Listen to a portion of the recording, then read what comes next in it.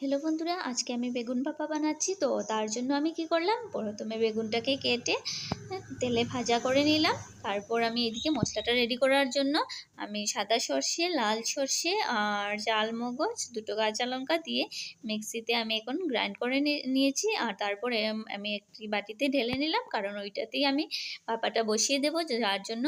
আর এই যে কি করলাম, হলুদ গুঁড়ো, লঙ্কা গুঁড়ো আর পরিমাণ মতো নুন আর একটু পরিমাণ চিনি দিয়ে দিলাম। আর ওই যে ভাপা বানানোর জন্য আমি কি করেছি, তারপর একটু সর্ষের তেলও দিয়ে দিলাম, কারণ সর্ষের তেলটা মানে এটা তো ভাপা, তো সর্ষের তেলটাও দিতে হবে। আর এই যে এদিকে একটু জলটাও দিয়ে দিলাম, কারণ ওটা তো মানে সেদ্ধ হবে, তো যার জন্য। আর এই যে বাছা বেগুনটি আমি ওইটার মশলাটা রেডি করে মশলার উপরে দিয়ে দিলাম। আর একটা টমেটো কেটে আমি গোল গোল করে টমেটোটাকেও দিয়ে দিলাম। আমি আজকে প্রথমেই বানাচ্ছি, তো জানি না কীরকম হবে।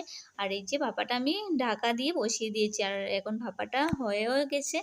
তো এই যে ভাপাটা হয়ে গেছে বেগুন ভাপা। তো তোমাদের কেমন লেগেছে প্লিজ কমেন্ট করে জানাবে। আমাদের তো খেতে অনেকটাই ভালো লেগেছে, আর আজকে আমি প্রথমেই বানিয়েছি।